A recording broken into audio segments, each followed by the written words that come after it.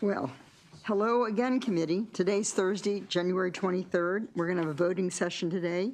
We have 5 bills to vote and 2 that are requests for withdrawal. So we will start with Senate Bill 4 and our analyst. I'm going to go first. Okay, you're going to go. Okay, I'm sorry.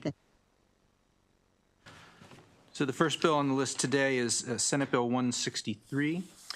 Senate Bill 163 replaces remaining references to mental hygiene with mental health in the Health General article.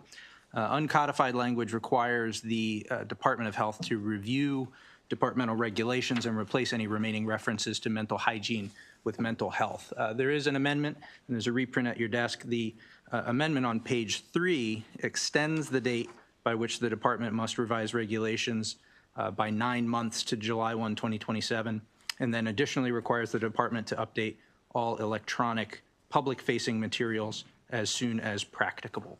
The department is fine with this amendment, and there is no fiscal effect and no opposition.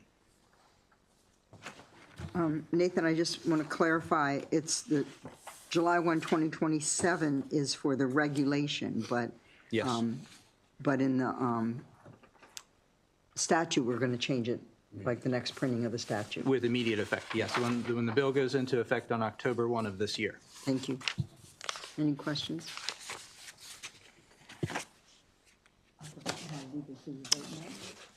Okay. I need a motion for Senate Bill 163. So moved. Do I have a second? Senator Washington, second. Madam Committee Manager, will you call the roll?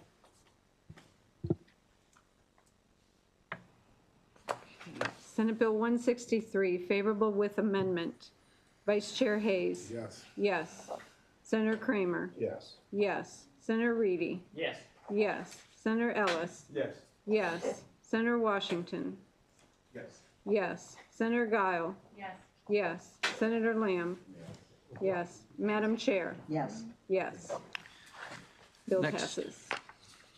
The next bill on the list is Senate Bill 224, and this is a departmental bill that is technical in nature, and it alters the membership of the Standing Advisory Committee on Opioid-Associated Disease Prevention and Outreach Programs, replacing the Deputy Secretary with the Secretary of Health or the Secretary's designee, and it makes corresponding changes to the chair of the advisory committee and how appeals are handled. There are no amendments and there's no fiscal impact. There was no opposition. Do I have a motion for Senate Bill 224? So moved. Senator Hayes motion, Senator Reedy seconded. Please call the roll on Senate Bill 224. Senate Bill 224, favorable. Vice Chair Hayes. Yes. Yes. Senator Kramer. Yes. Yes. Senator Reedy. Yes. Yes. Senator Ellis. Yes. Yes. Senator Washington. Yes. Yes. Senator Guile. Yes. Yes. Senator Lamb. Yes. Madam Chair. Yes. Yes. Bill passes. Are we going to go to Senate Bill 4 now? Senate Bill 4, Amber's going to inform us. Good afternoon, committee members. Please bear with me. It's my first voting session with you guys, but Senate Bill 4 is Senator Hayes' bill. It's an emergency measure that alters the composition, powers, and duties of the West North Avenue Development Authority, or WNADA. It establishes that WNADA is a body politic and corporate and an instrumentality of the state and makes the authority permanent. The bill also creates a special fund to carry out the purposes of WNADA, creates a board of directors for WNADA, generally consisting of existing WNADA members, and exempts WNADA from specified provisions of state law. Generally, the bill modifies the statutory structure of the authority to more closely align with that of a state economic development authority. And the governor may include each year in the state budget bill an appropriation to WNADA, but there is no mandate for that. There is one amendment. You should have a reprint in front of you. The amendment's on page 9 at line 19. This is an amendment offered by the sponsor to directly address the unfavorable testimony. It generally just excludes owner-occupied residential properties from WNADA's eminent domain authority as established by the bill. Thank you, Amber. I think Senator Kramer has a question. Yes, thank you, Madam Chair. I just wanted to remind the committee, because it's been a while since we heard this bill, that there were about 400 submissions of testimony in support and favor of it, but I was troubled that there was a single letter in opposition. But if you all recall, again, it's been a while, the bill sponsor did clarify that that opposition was in fact misplaced, and it has been withdrawn. So for those of you who did have some concern, I want to allay that concern and share with you that I will be very proud to be voting in support of this particular legislation. Thank you for that, Madam Chair. Thank you, Senator. So would you like to make the motion? Madam Chair, I would move favorable on, I will move favorable on the amendment, and then favorable on the adoption of the bill as amended. Thank you. Do I have a second? Second. Senator Ellis seconded. Can we have the vote, call the vote, please, on Senate Bill 4?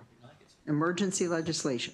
Senate Bill 4, favorable with amendment. Vice Chair Hayes. Yes. Yes. Senator Kramer. Yes. Yes. Senator Reedy. Yes. Yes. Senator Ellis. Yes. Yes. Senator Washington. Yes. Yes. Senator Guile. You woke up. Yes. Senator Lamb. Yes. Madam Chair. Yes. Yes. Bill passes. Amber, next bill, Senate Bill 222. Yes, Madam Chair. So Senate Bill 222 is a departmental bill that adds the administrator of the Motor Vehicle Administration or their designee as a member of the Cannabis Public Health Advisory Council. And it also makes a technical correction clarifying that the executive director of the Maryland Cannabis Administration or their designee serves on their advisory council rather than the repealed Natalie M. LaPrade Medical Cannabis Commission executive director or designee. There is a reprint in front of you which reflects an amendment offered by the chair on behalf of the Office of Social Equity. That amendment is at page 2, line 16. The amendment just adds the executive director of the Office of Social Equity or their designee also to the council. The Department of Transportation is not opposed to this amendment. I did clear that with them. There's no physical impact. Do we have a motion for the bill as amended? Move the bill as amended. Thank you, Senator Hayes. And Senator Washington seconded. Can we call the roll, please?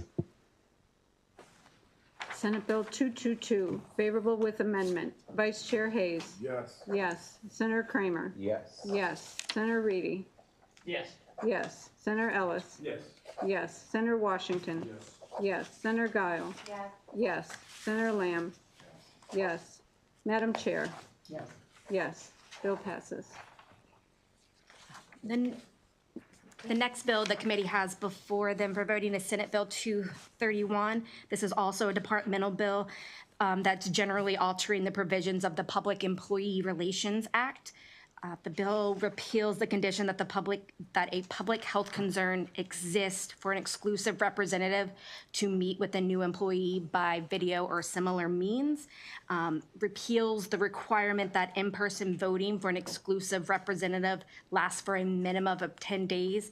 Rather, the board can set the amount of time. The bill also requires that the Public Employee Relations Board appoint up to 3 deputy directors who are attorneys or agree to become attorneys within 1 year of appointment, rather than 3 deputy directors who have specialized responsibilities related to their own knowledge and experience. There should be a reprint in front of you reflecting an amendment offered by Senator Lamb. That amendment is reflected on page 2 at lines 4 through 14.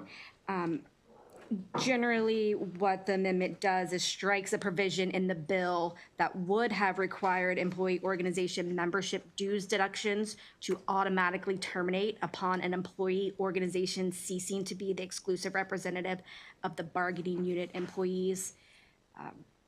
The amendment addresses the favorable with amendment testimony at the committee hearing. The Public Employee Relationships Board has also seen this reprint and approves of the amendment. There's no fiscal impact. Thank you, Amber. We have a question, Senator Reed. Why did we strike? I know the amendment hasn't been voted, but what's the rationale for striking? Yeah, why wouldn't we want the dues to stop being taken if they're no longer an exclusive bargaining? Does that mean that they'd be still taking dues if they're not the exclusive? I'm just confused by that.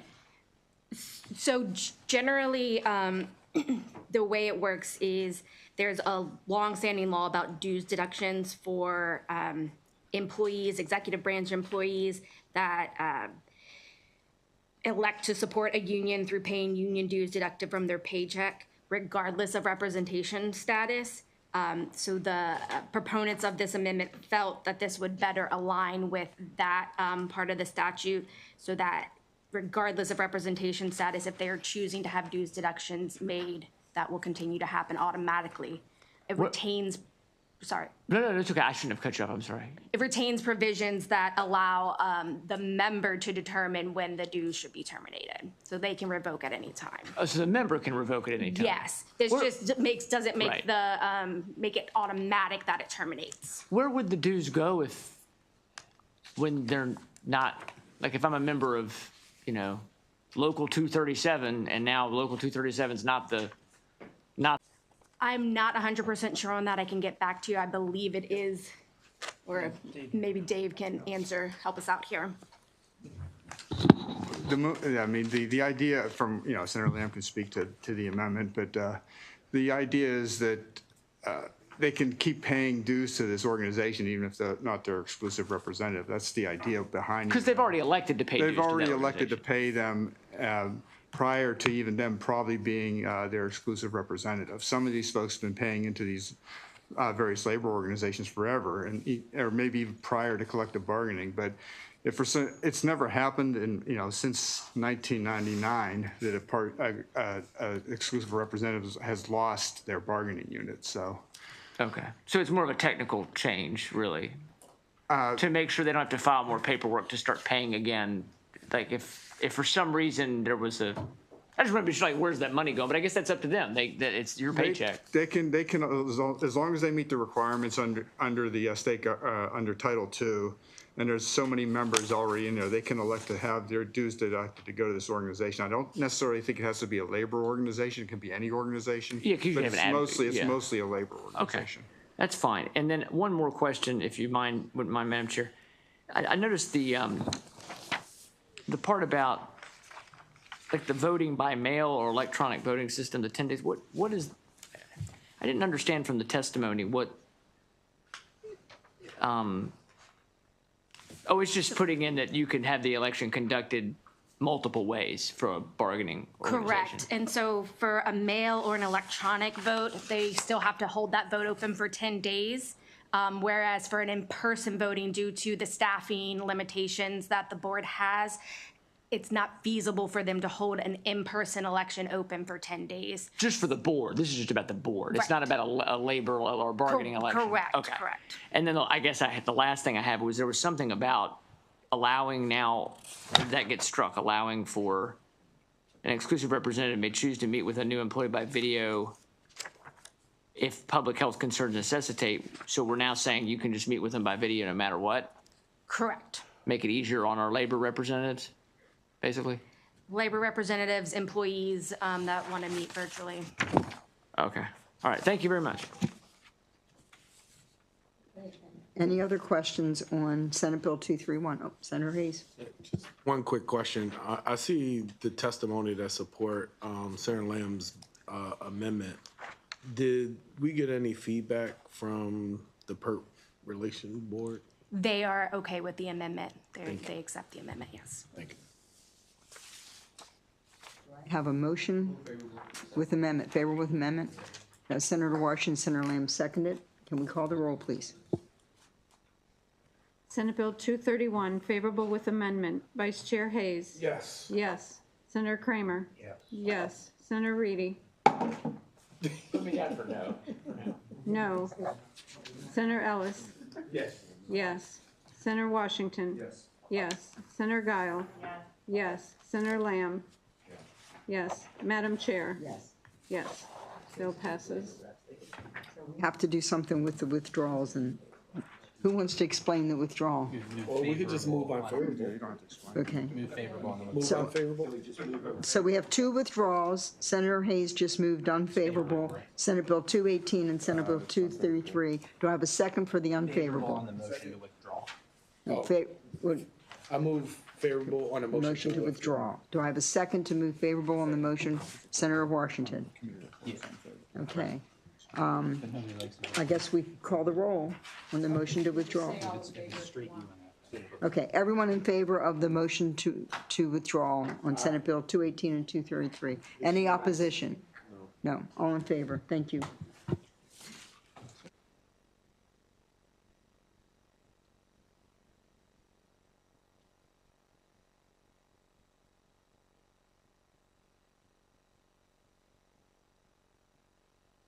Hey, real quick. Wait a minute, my vice chair has a recommendation. Oh, take it. I forget that. Well, now I can't turn it off. Turn it off.